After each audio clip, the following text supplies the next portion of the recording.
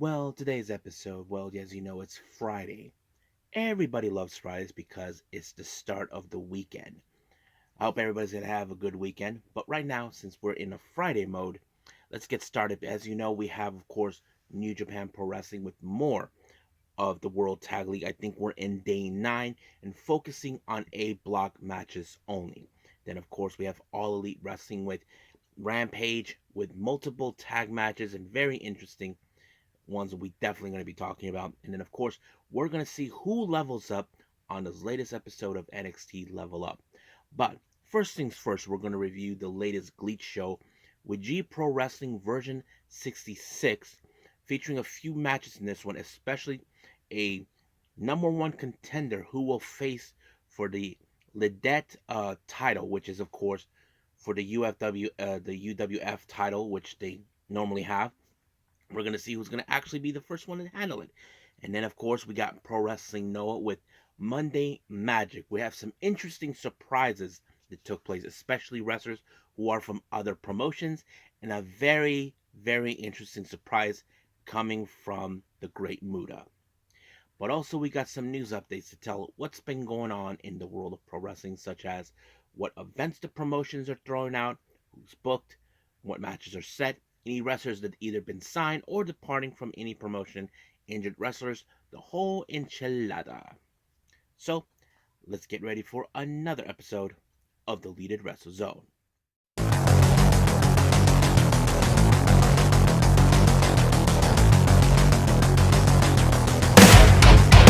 Are you ready? Get up, get up! Get up, get up! Get up, get up! Get up, get up! Get up, get up! Get up, get up!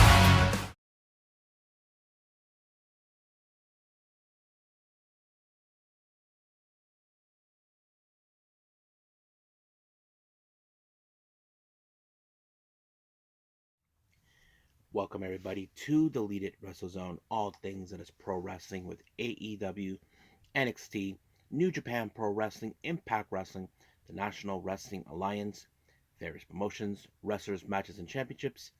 I am your host, Jared here. So if you are new to the channel, welcome. This is a channel where we do a lot of reviews from various promotions, not only here in the United States, but also in Japan, Mexico, Canada, Europe, the UK, anywhere in the world where pro wrestling is not as big, but it continues to grow. We also do discussion videos, talk about various topics such as the wrestlers themselves, the promotions, storylines, whatever we want to get our hands on. We also do some more news updates. If I'm unable to put it on this episode, I can put it separately. We also do other cool stuff that you guys may enjoy. So if you like what you see, please subscribe to us or click on that subscribe button. You'll be getting a lot of daily reviews and other cool stuff on this channel. But if you like this episode, please give us a like on the like button or nice comment down below. Now, our very first review is from the Japanese promotion GLEAT with G Pro Wrestling version 66 Burn Your Heart series. Now, cannot recall where they were at, but it opened up with, of course, the Black Generation International, or should I say BGI, doing a promo. Kaito Ishida, the leader, goes out to say about whatever, but I wasn't too sure what he was talking about. But I did learn that they were facing against members of Strong Hearts and two of their other friends. So basically, the BGI, who are determined to prove that right now they are the dominant faction that runs GLEAT. Well, we'll see about that. Now, our opening match, we have the members of the Yans family, Issei Onitsuka and Yusuke Kodama, taking on the members of the Bulk Orchestra, more specifically Chekishi Matani and Kazuma Sakamoto. I wasn't too sure how this was going to be because we know that Bulk Orchestra has been the recent dominating faction within GLEAT since last year, but recently they have been losing a bit of their momentum recently. But however, I like how there's a bit of, how do I say, I can see how um the Yans family has been rising a little by little, but it was, of course, the Mahistral by Kodama onto Czech to pick up the win. Now, After the loss, the members of Bulk Orchestra, Kazuma Sakamoto in specifically, put out a promo, but I have no clue what he was saying. I wouldn't be surprised if he feels it right now that Bulk Orchestra are not exactly the same as they used to be, or whatever the case was. But hopefully they can get their act together and get back on the winning column. Next up, we have a very interesting singles match. We have Jun Tonsho taking on Yuya Suzumu. Now, we rarely see Yuya Suzumu in singles competition because he normally teams up with Soma Watanabe. And of course, him and Soma recently issued a challenge for the G Infinity tag titles against the Saito brothers. But right now, he has to focus on Jun Tonsho. But it was a pretty good match. I mean, I did see that, of course, Jun Tonsho doesn't have that much of experience, but Suzumu was able to apply a crossface, forcing him to tap out. Next up, we got the veteran wrestlers taking place. Kaz Hayashi and Minoru Tanaka taking on the members of Bulk Orchestra, more specific with Ryuichi Kawakami and Galeno del Mal. Now, we just saw their comrades, Czech and Kazma, completely lost. But can they get their act together in this match? Well, you could say it did. However, the veterancy has always been the key factor in this match. It was, of course, Hayashi who picked up the win when he pinned the leader Kawakami on the winning column. Now, I'm not sure what happened to Tanaka. He seems like he was nowhere to be found. But however, Hayashi had to go at it alone. And then, of course, when he won, he put out a promo. And out of nowhere, here comes Onitsuka from the Yans family. I don't know what exactly their deal was, but I wouldn't be surprised if there was a match taking place. So we'll see how that rolls out. Now, our next two matches are called the LIDET UWF title next challengers. Now, there's another title that they have in GLEAT called the LIDET UWF title. Now, this is more like a mixture of MMA and wrestling together in a different type of system that is completely different from what we already know. So there's two matches they put out. Now, the first one, we have Soma Watanabe versus Yu Izushi. Now, I have seen Yu Izushi involved in LIDET matches before, and mostly with UWF matches before, but he didn't have the necessary experience. I mean, he can hold his own, but not picking up the win. That was the one thing that kind of drew me to know that he probably couldn't make it, but somehow, as time flies, he grew even better. He even applied a triangle lancer onto Soma Watanabe to pick up the win with only 2 minutes and 3 seconds into the match. Next up, we have Tetsuya Izushi and Takanori Ito. Now, this was a very interesting match. Now, I know that Izushi has been in UWF matches before, but with no success. However, I know Takanori Ito has, because he was the first ever LIDET UWF champion, and he lost that belt before to Fujita Hayato, or I think that's it. But yes, but I was surprised how this match ended with Izushi with an armbar. I was like, whoa, that is unexpected, because normally when I see this match, I thought Takanori has it. He has the necessary experience. But somehow, Izushi has grown up so much, even though he looked more like he was going to lose, he somehow picked up a huge upset.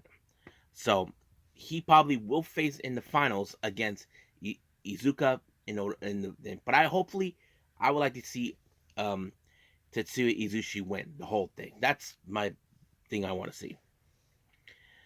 Now, our next match, we have two powerhouses, the strongest of both in their respective factions. Masato Kamino from the Yans family versus Hayato Tamura from Bulk Orchestra. I was so amazed how this match, there were too many lariats being applied in this, but in the end it was Tamura who picked up the win with a strong lariat. Now, our main event features a very interesting, I think it's an 8-man tag? Yeah, 8-man tag. We have Junji and JD Lee teaming up with the members of Strong Hearts, more specifically Lindaman and T-Hawk, while they face the members of the BGI, consistent of Kotaro Suzuki, Hartley Jackson, Keishi Sato, and Kaito Ishida.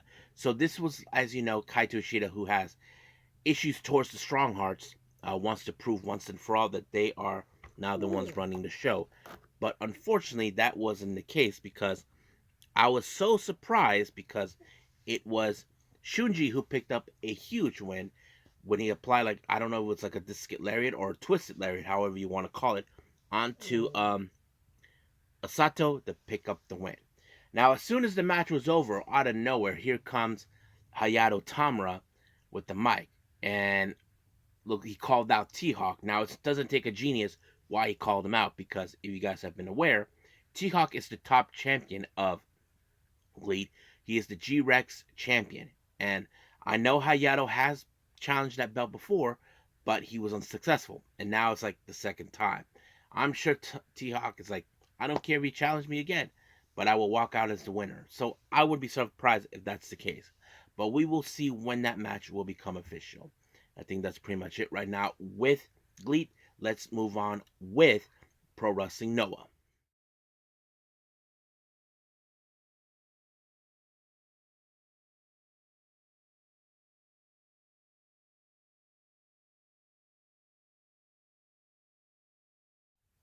Okay, Pro Wrestling Noah with another edition of Monday Magic. Now, those who aren't familiarized, every certain Monday of the month, maybe once or twice, they do these shows called Monday Magic. And there's a lot of good things. Now, we just don't know what the surprises are taking place. But as we go along for this part of the review, we'll explain it. Now, our first match is a three-way elimination match. We have Alejandro versus Yohei versus Dragon Bay. Now, three of these men are gunning for the GHC Junior Heavyweight Tag Team titles that are currently being held by Dragon Bane and his brother Alpha Wolf. Now, of course, Yohei and his tag partner Tadasuke, also a member of the GLG, want this title, and so does Alejandro and his tag partner Ninja Mac. However, this is how the elimination goes. Dragon Bane eliminates Alejandro when he applied a shooting star press, giving him the win, and Alejandro is out. However, it was Yohei who applied a dropkick to the face onto Dragon Bane to pick up the win. However, during the post match, Alpha Wolf shows up to send a clear message that they're not taking these tag belts off of them. So we'll see where that goes. Now, as soon as the ring was cleared, we saw a surprise appearance of Nosawa Rongai for some odd reason. He brought in a rookie named Uraka Sasaki. Uraka Sasaki, or I think that's his name. Anyway, apparently they were making an announcement that he will have his opponent, and that opponent is none other than the murder machine himself, Takashi Sugiura. So I thought that was going to be a very interesting match to see. Now, we do see these last few segments. I failed to do this with the first three of the Monday Magic. We do see the Great Muta found an infant, missed at it, and then gave green milk or something like that. We see that that child has grown rapidly and gave this child some sort of, it was a female woman child that somehow drank the stuff, and then of course Great Muta gave her one of his masks, and then he started calling her the Great Sakuya. Now, I don't know who she is. Now, there was reports about possibly um, she is the daughter of course, the Great Muta. So that is something we could definitely see down the line.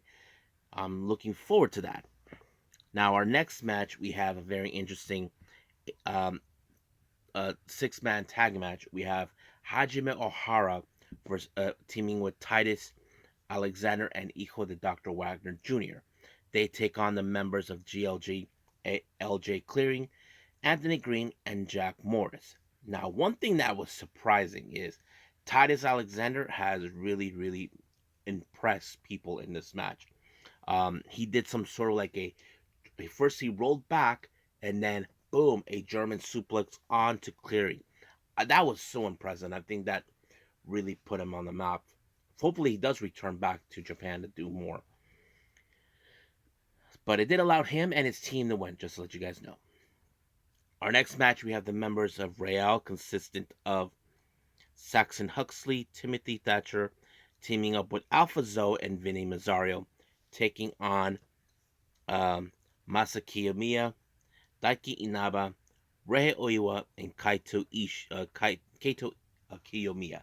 I think this was a very fantastic match because I expected it's going to be very good. However, it was Kaito Kiyomiya with the Shining Wizard onto Mazzaro to pick up the win.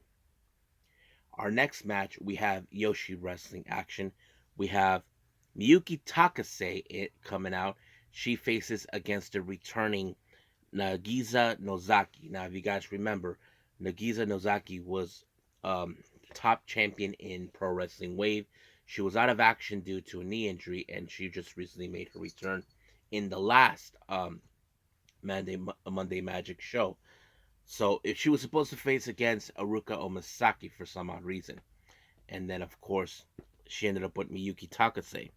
But the match was pretty good, but it was of course Nozaki who picked up the win by a pinfall. However, in the post-match, Umasaki shows up. I don't know what she says, but out of nowhere, the lights turned off. Nobody knows what's going on, and there is, of course, the Great Sakuya, the Great Muda's daughter. So basically, what happened? She green mist, of course, Umasaki out of nowhere. Of course, Takase got in her face, but Nozaki tried to calm peace. But whatever happened, but this is what happened. So the Great Sakuya whispered something in Nozaki's ear. Don't know what she said, and then she gave, of course, Takase a slap in the face. It's still unclear what is going on. Now, this just came out recently after this whole thing about the Great Sakuya came out. There's reports that they're not 100% sure if this is really the real life daughter of the Great Muda, or should I say Keiji Muto. Keiji Muto, as you know, has retired, so it looks like he's passing on the legacy. Now, we don't know if his daughter, his real life daughter, is involved as a wrestler, but there's been conflicting reports saying the person behind the mask is Riko Kawahara. We don't know yet until we get concrete. I wouldn't be surprised that, like as you know, certain wrestlers that they continue with the legacy of the person. We've seen this in lucha libre. You know, there's wrestlers that are linked to the family, but they don't. You know, that sort of thing. But we'll see. Our next match we have Junta Miyawaki teaming up with Shuji Kondo. They take on Hayata and of course a surprise tag partner, and that is Rising Hayato. I did not anticipate that one. People were surprised to see Rising Hayato there, but I have to say Hayata and Rising Hayato did get along great, but I don't think afterwards are the kind of guys that will go out for a beer, you know. But it was Rising Hayato with the springboard moonsault onto Miyawaki. 1, 2, 3. It was over. Next match we have the GHC Hardcore Openweight title. We have Masato Tanaka, the current champion, versus Ninja Mac versus Super Crazy. Now, there's a lot of plunder in this type of match. I mean, ladders, chairs, thumbtacks, whatever they want to use. But it was Ninja Mac that did a somewhat of a.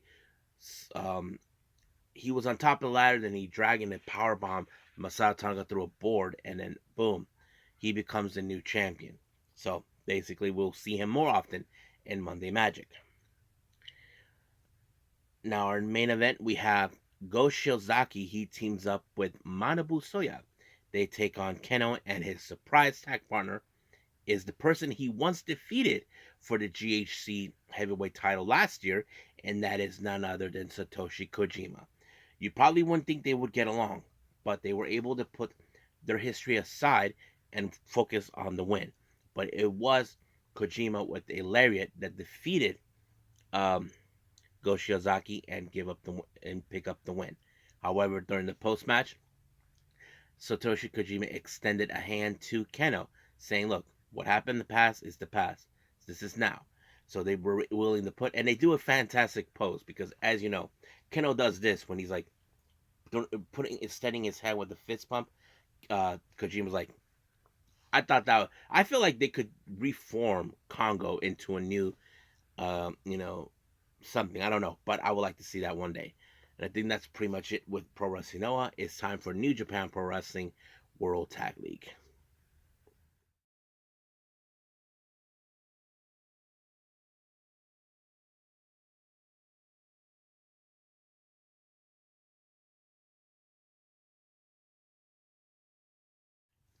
All right, New Japan Pro Wrestling with World Tag League. Now, we're only going to focus on the A block matches. Now, this is where things got a little interesting. As you know, the last review I did with New Japan with World Tag League, I mentioned this. After a preview match between the Gates of Agony and House of Torture, the House of Torture extended the hands to Gates of Agony to join. However, something just happened in this match. The opening match of the tournament features the Gates of Agony versus the House of Torture. Now, this was intriguing because why would they ask them to join before this match? However, it appears that the Gates of Agony was only playing with them. Basically, they were not idiots. They decided to play along with their little game and move on with it. However, I think the House of Torture didn't see that one coming. Now, you would expect it that maybe a possibility that Gates of Agony would have won, but as you know, the kind of people that House of Torture are, it did not work out. However, things ended with Evil doing the how with Everything Is Evil on Khan, giving them win. So right now, the House of Torture has 4 points with 2 wins and 3 losses. As for the Gates of Agony, they're currently right now at the bottom with just 2 points. 2 points with 1 win and 4 losses. Now, our next match, we have Rehe Oiwa and Keito Kiyomiya taking on TMDK, Shane Hayes, and Mikey Nichols. Now, I'm sure that this, as you know, TMDK are the fan favorites in this tournament. You can say it was a fantastic match, but however, it was the Tank Buster that was the real deal when they applied it on Oiwa, but it was Hayes who picked up the win by pinning Oiwa, giving the team their next 2 points. And currently, they're in the lead in their block with 8 points. So that means they have 4 wins and 1 loss. So basically, it's pretty good. They're still alive. So we could eventually see they could make it all the way, but only time will tell when we get there. But as for Rohi Oiwa and Kiyomiya, they currently have 4 points with 2 wins and 3 losses. So they are barely hanging on, but as time flies, we'll see how there goes.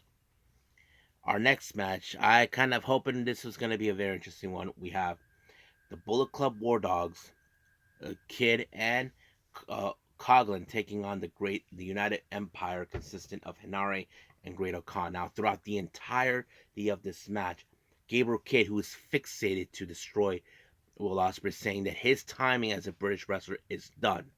So he's like, "What the hell are you? Well, see what I'm doing here." So he's been doing that the entire, calling him out because he wants his throne, he wants his spot. But of course, you would have thought that the United Empire, due to the fact that they are strong, would have the capability. Well, apparently, as always, Kid with the fist punch onto Khan, then the hijack power driver. And of course, Kid goes out runting his mouth, going out saying, "Do you hear me, Will? You're a dead man. You're a dead man." That's what he's been doing the entire time. And I was like, can he shut up? So basically, sooner or later, Will has to put this scumbag down. I'm sure Will will not forget the attack because Will had no quarrel with this guy. But I'm sure Will is going to put Kid in his place, telling him, no matter if you're saying that you are going to be the top guy, you haven't earned it. So I'm sure Ospreay will put a beating to him. However, in the point system, right now, the Bullet Club War Dogs currently have 6 points with 3 wins and 2 losses. Now, they are currently okay for the time being, but anything can happen here and out before the end. And as for United Empire, well, they only have 4 points with 2 wins and 3 losses. So they're barely holding on, but we're still got a long way to go. Now, our next match, we have Shota Umino and Ren Narita taking on the members of Chaos, consistent of Yano and Ishii. This was one of those matches where, of course, you see Ishii will try to show that how much he's a tough guy who not backs down from a fight for either guy of the opposing team. But it was Ishii with the vertical brainbuster onto Umino to pick up the win. Now I'm sure Umino didn't mean for this loss to happen, but it did. Currently, both teams are tied with 6 points, with 3 wins and 2 losses each. Now, as I said before, in this currently in the lead in this block is in fact TMDK. Now, anything could happen here and out, but we just gotta wait and see. Currently in the bottom of the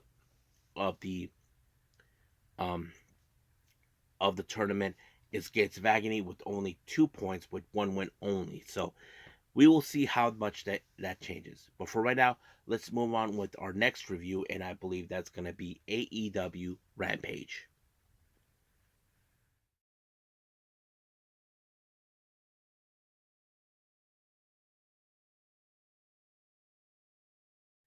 Okay, AEW Rampage. We started out with a very interesting 8-man tag. We have the Dark Order, Evil Uno, and Alex Reynolds teaming up with former members of the Jericho Appreciation Society, JAS, consistent of Matt Menard, Daddy Magic, and Cool Hands Angelo Parker. They take on a very interesting quartet consistent of Danhausen, Trent Beretta, OC, Orange Cassidy, and of course Sen and Hook. So I have to say this was a very fantastic match. Now, throughout some point of the match, when Hook had the match in his under his control, Effin Yuta shows up out of nowhere, tries to get into his head.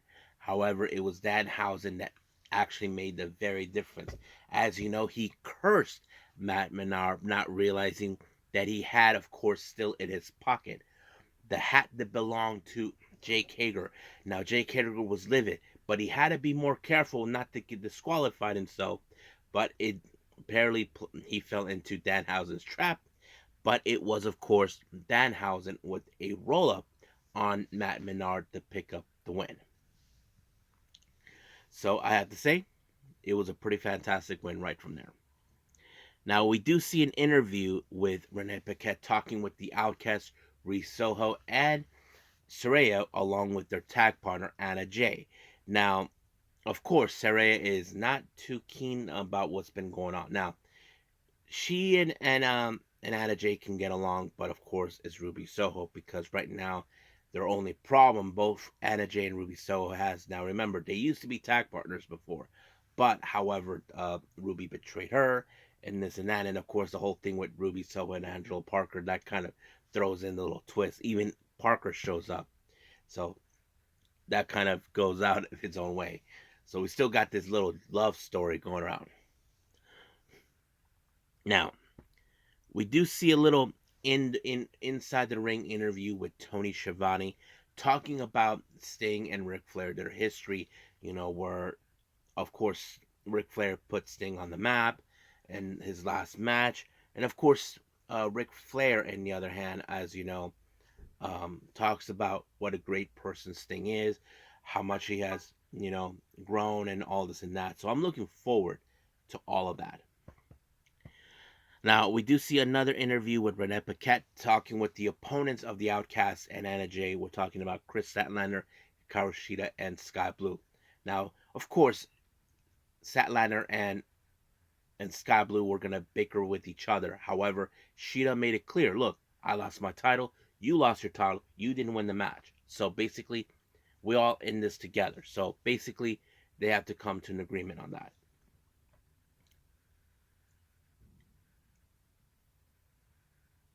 So anyway, we move on to our next match. We have the Don Callis family, Takeshita, Fletcher, and Hobbs taking a couple of wrestlers like Jossie, Kip Sackett, Rennie D. Now, you can say this was like a squash match. However, do you think the war between Don Callis against the Golden Jets is over? Well, it looks like it's not because Don Callis is disgusted with the fact that the Golden Jets get a tag team opportunity. So they'll try to do whatever it takes to make sure they don't get a shot at it. Now, as you know, the Gates of Agony are in Japan doing the World Tag League. Well, apparently Nana decided to hire a couple of hired guns, and those guns are none other than the workhorsemen. So they will be in a match later on in the evening. Now we do see that trios match with the ladies, Anna Jay and the Outcast, versus Hikaru Shida, um, Sky Blue, and Chris Senna. Now you can say there's going to be a bit of conflict. However, there was a misfire by Anna Jay to Ruby Soho, and it causes the match. But it was Sky Blue that picked up the win by applying the Code Blue to Soho, giving her the win. I wouldn't be surprised if Sky Blue becomes the top of the title for a shot of either the TBS title or the AEW Women's title. However, I think she should go for the TBS title. That would be a very interesting storyline to go. Now let's jump into our main event, which features the Workhorsemen, Anthony Hennig and JD Drake teaming up with Brian Cage. They take on Commander, Hijo del Vikingo, and Penta El Cero Miedo. Now this was a fantastic match. You would have assumed that there was, even though Nana knows this is not the full force of the Mogul NXT. However, there was a misfired by Anthony to Cage, and again, of course, Nana tells, let's get out of here. So basically, they left the Workhorsemen high and dry, but they were all taken out easily. I mean, first it was, of course, a shooting star press by Commander, then the Fear Factor, and then, of course, the 630 onto Anthony Henry. He got a full-blown beating. 1, 2, 3. Of course, Commander, Vikingo, and Penta picked up the win. So I have to say, what a great match. So I think that's pretty much it with AEW Rampage. Let's move on with our final review, NXT Level Up.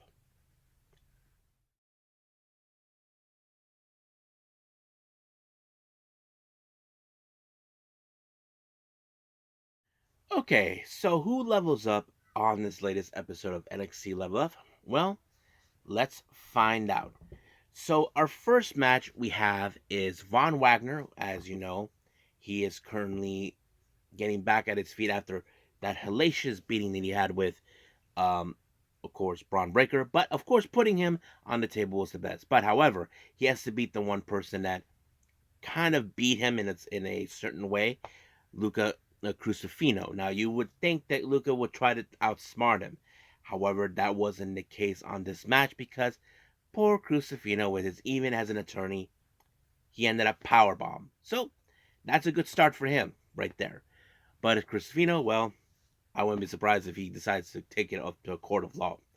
I don't know, but we'll see.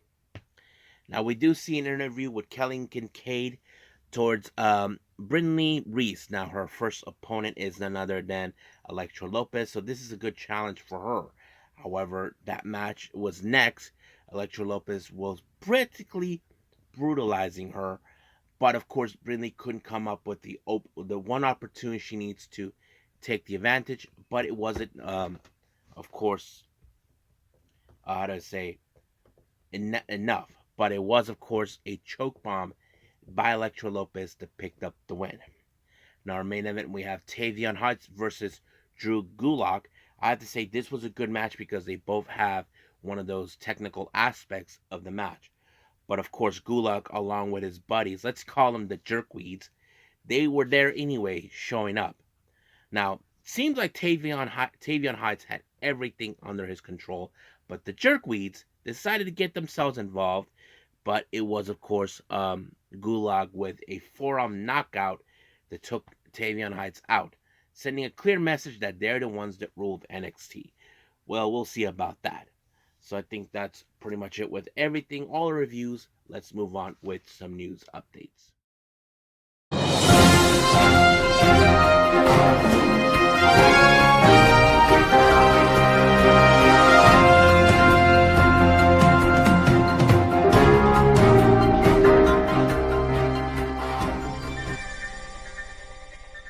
Okay, welcome to our news updates.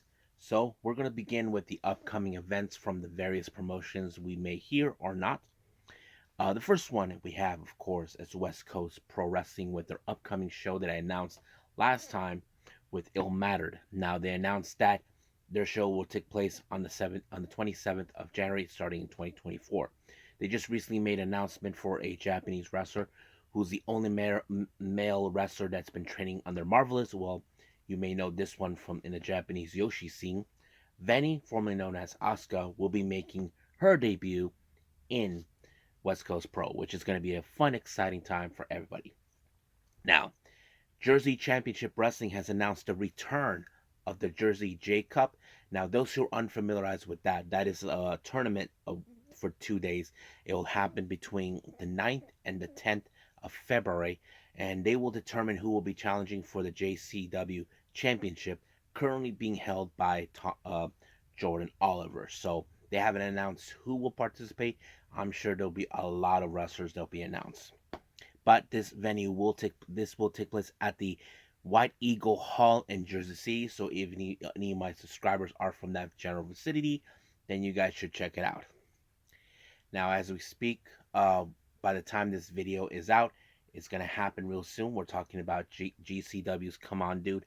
They announced for the main event, consisting of Midas Black and Jay Lyons, will take on Waves and Curl. So that's gonna be a real fun match. Now, as you know, the collective has announced for their upcoming participations from other promotions. As you know, they announced Defy will be participating, so is DDT. Well, it turns out just recently, Tokyo Pro Wrestling are now going to also participate in the collective, which is going to be a lot of amazing timing. So all these shows will take place at Philadelphia during WrestleMania week. Now, for anybody in the SoCal area, either from San Diego to LA or Barstow or whatever in the SoCal area, if you guys are fans of this guy, Brian Cage, he will be at the promotion in Tijuana, Mexico, the Crash, on the 19th of January. So if you guys want to go see him, you should go find out, get your tickets and all this stuff.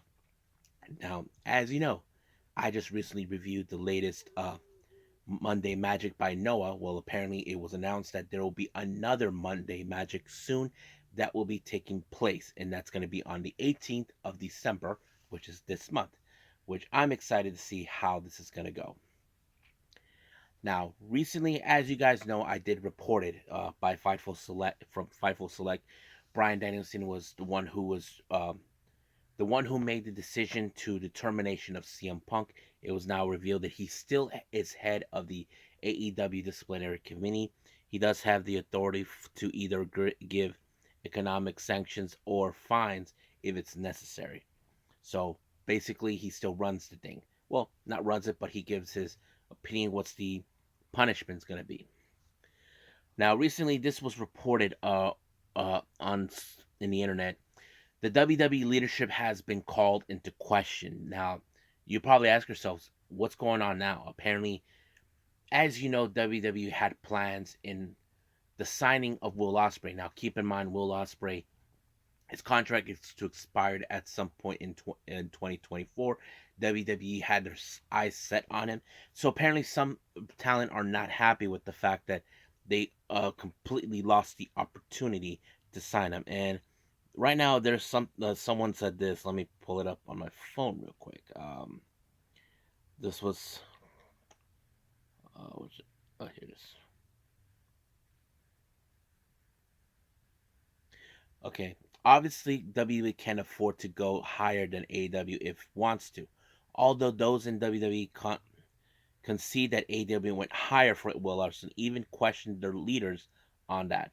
The belief that was, even though Ospreay said he's willing to move to the US if needed to be, he did not want to move to the US, and AEW was allowing him to live in the UK, and that is a key factor as well. Today, no, hold on, that's another, yeah, never mind. So yes, so basically, if you guys know this or not, if you guys remember clearly, Gunther, formerly known as Walter, he had no keen interest in moving to the US before he made that decision. So that was the case. So AEW are very lenient about saying, we're allowing you to stay in the UK. So that's very interesting. Now, Will Ospreay said he had no interest in it, but he was willing to do so if needed. That's the thing. So he probably made the right choice for himself, and I know some people are probably thinking that's a load of horse crap. Now, WWE has announced that there was some recent layoffs, and amongst them, this person Mackenzie Mitchell, who was the interviewer in NXT, apparently was let go. So basically, this is what she had to say. Um, Today, I was released by WWE. I met with my husband, moved across country from Connecticut to Florida for WWE NXT, a place I've always considered home. Met friends that became like family. Always said that. Firmly believe when door closes, another opens. WWE laid off more corporate employees today, according to the multiple sources, multiple people at the company. This follows layoffs of more than 100 employees in September following the closing of the TKO merger. So apparently there was still cuts being made. So kind of interesting to hear that. So yeah. Now, as you know, we did hear from from Tam Nakano about apologizing to her fans and of course Suzuki. Apparently, Natsupoi even had an interview with Tokyo Sports. This is what she had to say. My injury is healing nicely. Tam and I are in constant contact and sometimes go out to eat together. She is 1,081 years old now, so I was worried about many things, but I'm revealed that she's show up X at this time. I will do my best for comeback. So it appears that both Natsupoi and Tam are in contact with each other. So, as you know, both of them are out on injury, leaving Sario Noi and Yuna Mizumori as the only standing members of the Cosmic Angels for the time being until they return. Now, you guys may remember Ric Flair made a surprising appearance in AEW. Now, I know that many of the WWE loyalists has been crapping their pants, complaining, bitching, moaning about it's a load of horse crap that this is happening. Of course, Ric Flair has been hearing the negative stuff that's been going around towards that.